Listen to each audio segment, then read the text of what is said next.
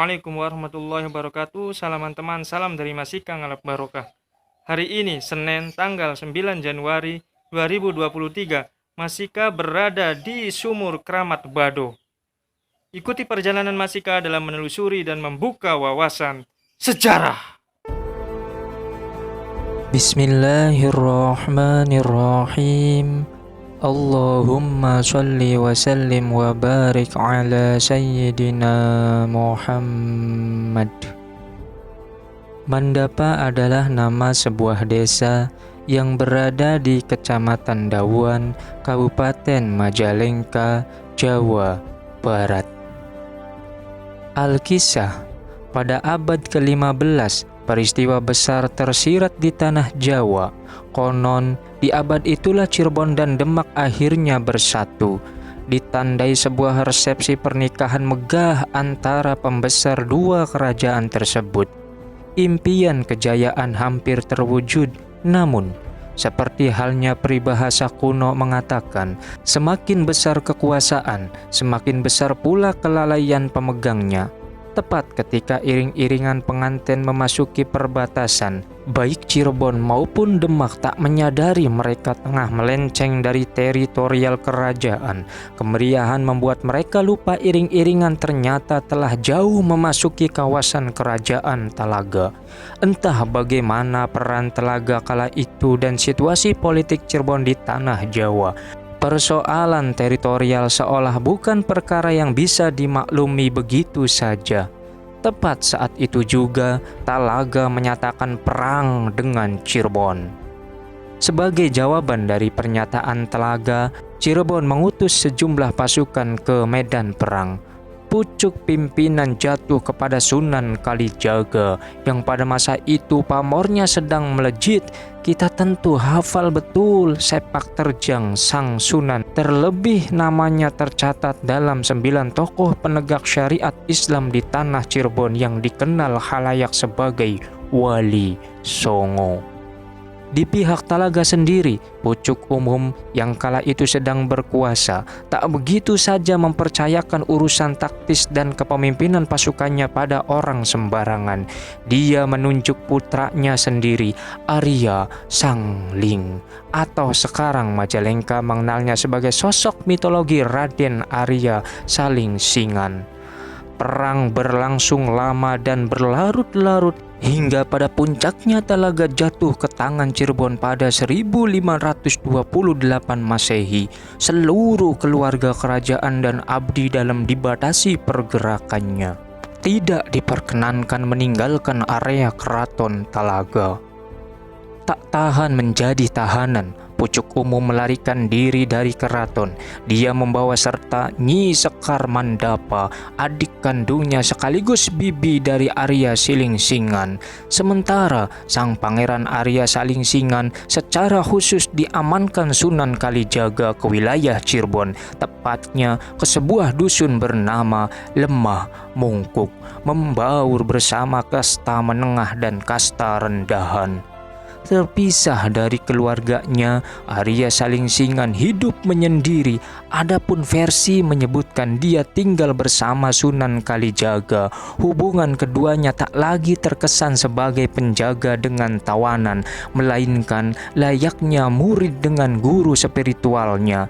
Hingga tiba pada suatu hari, salah satu pembesar Lemah Mungkuk menyelenggarakan sayembara. Tujuannya tak lain untuk mencari pendamping bagi putri mereka, Dewi Ambrawati alias Imbar. Secara ajaib, Arya Salingsingan muncul sebagai pemenang, maka sesuai perjanjian dikawinkanlah dia dengan Dewi Ambrawati. Sayangnya, usai upacara, Arya Salingsingan mendengar kabar bahwa Gagak Ambaran memerintahkannya untuk bertapa. Dia tahu betul Gagak Ambaran adalah nama lain ayahnya, pucuk umum. tanpa menunda-nunda, Arya Salingsingan segera menuruti titah sang ayah. Dengan berat hati dia minta diri kepada istrinya dan Sunan Kalijaga. Sesuai petunjuk ayahnya, Arya Salingsingan berkelana ke wilayah Tasikmalaya dan akhirnya sampai dan menetap di Alas Kasokandaya atau hutan Kaso, sekarang menjadi nama sebuah desa, Kaso Kandel. Sementara Arya Salingsingan berkelana di Cirebon, Dewi Ambrawati melahirkan seorang bayi laki-laki. Sayang, kelahiran anak pertamanya urung disaksikan suaminya. Berbulan-bulan Dewi Ambrawati mengurusi bayinya seorang diri. Barulah ketika si Jabang genap berusia 3 bulan, Arya Salingsingan pulang. Tetapi bukannya kebahagiaan menghiasi raut paras Arya Salingsingan, dia malah menuding istrinya berbuat tidak senonoh tanpa sepengetahuannya. Sebaliknya, Dewi Ambrawati membantah tudingan suaminya. Selain Arya Salingsingan putra pucuk umum, tak seorang pun laki-laki pernah menjamahinya, apalagi sampai hamil dan melahirkan anak. Adu mulut pun terjadi hingga menyulut pertengkaran yang akhirnya bermuara pada sumpah serapah Arya Salingsingan. Anak ini harus dibuang. Meski Arya Salingsingan tidak serta-merta menuruti amarahnya begitu saja, berkat petunjuk Sunan Kalijaga, si Jabang dibawanya ke tepian sungai. Jikalau bayi itu bukan anaknya, dia akan terhanyut. Seandainya bayi itu darah dagingnya, arus sungai takkan menghanyutkannya. Di sana Arya Salingsingan meletakkan bayi itu ke tengah sungai. Tapi apa yang terjadi? Setiap kali Arya Salingsingan meletakkan bayi itu, kala itu juga bayi itu mengapung ke tepian mendekatinya. Terus menerus demikian setiap ia mencoba. Akhirnya yakinlah Arya Salingsingan bayi itu benar darah dagingnya. Dinamailah dia Jaka Kambang. Jaka diambil dari kata jajaka yang berarti laki-laki atau pemuda, dan Kambang diambil dari bahasa Sunda ngambang yang bermakna mengapung. Tak lama setelah peristiwa di sungai tempo hari, datang lagi kabar dari Gagak Ambaran. Seperti titah yang pertama, Arya Salingsingan diminta bertapa untuk kedua kalinya. Tapi pertapaan kali ini tak disebutkan rentang waktu dan tempatnya. Dia pun pamit kepada keluarganya. 15 tahun berlalu dalam penantian Kambang. Dalam rentang waktu selama itu ayahnya belum juga pulang. Bahkan dia sama sekali tak tahu seperti apa rupa ayahnya. Didorong rasa penasaran, suatu hari Kambang berpamitan kepada ibu dan bibinya. Dia bermaksud mencari ayahnya. Meskipun keterangan tentang sosok sang ayah yang didapatinya dari Dewi Ambrawati dan Nyi Sekar Mandapa tidak begitu memuaskan. Namun karena kepenasarannya telah mencapai titik akhir, Kambang nekat mencari. Maka berangkatlah ia menyinggahi tiap-tiap daerah yang menurutnya mungkin dilalui sang ayah, mencari keterangan dari orang-orang yang ditemuinya, hingga sampailah ia di hutan Dena Ageng atau Wana Ageng, sekarang menjadi desa Leweng Gede. Di sana dia menemukan kakek nenek Mantaok yang konon pernah bertemu ayahnya. Dari pasangan sepuh itu dia mendapat pencerahan. Jika Kambang ingin menemui ayahnya, dia harus meneruskan perjalanan ke barat, ke Alas Kasokandaya, sebuah hutan yang dipenuhi pohon kaso sejauh mata memandang. Menurut cerita masyarakat setempat, di sana tumbuh sebatang pohon beringin. Konon di sanalah Arya Salingsingan terakhir kali terlihat. Kambang pun melanjutkan perjalanannya.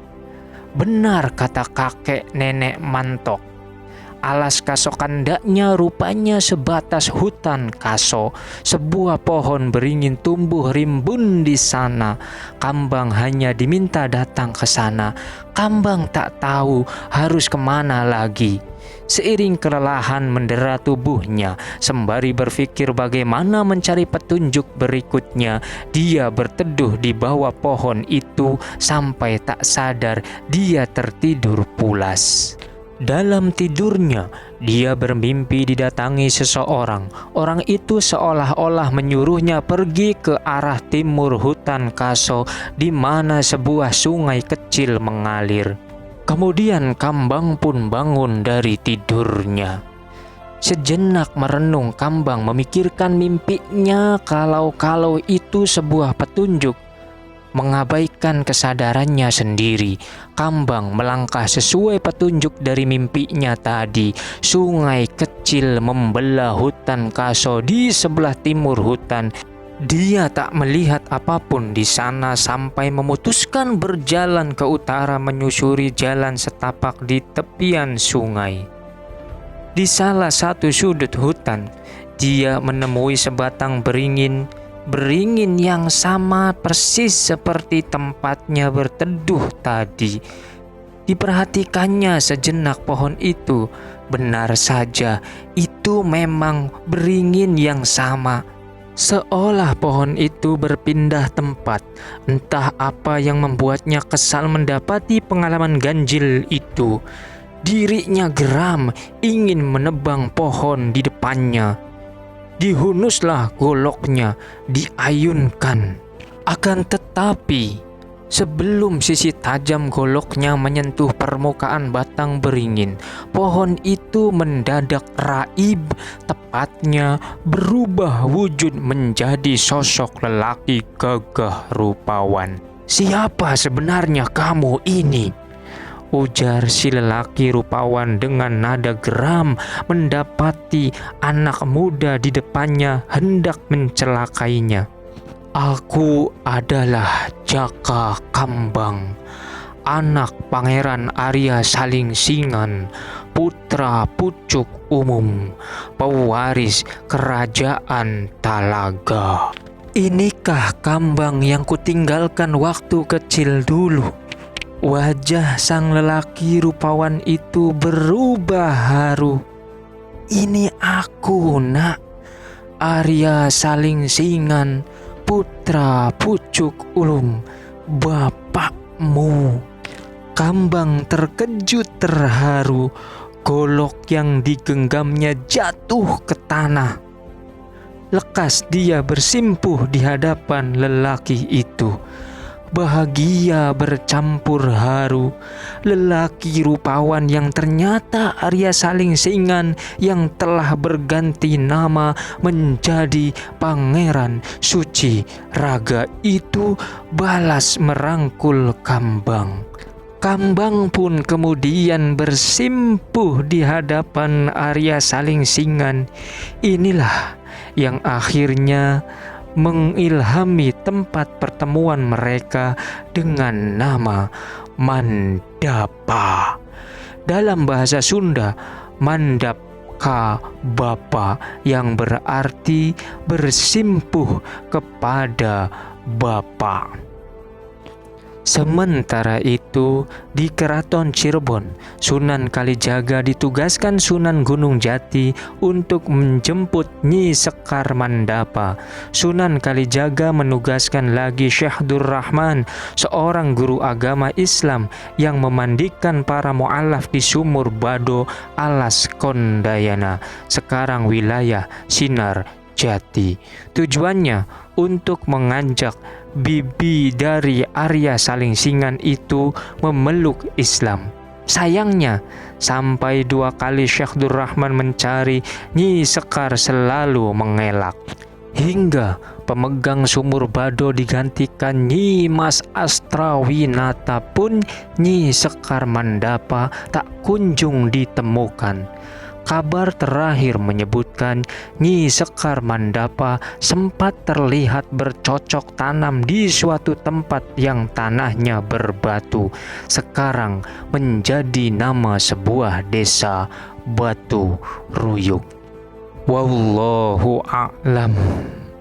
Mudah-mudahan bisa memberikan manfaat, khususnya untuk pribadi, umumnya untuk yang menyaksikan dan mendengarkan video ini. Mohon maaf bila ada perbedaan pendapat.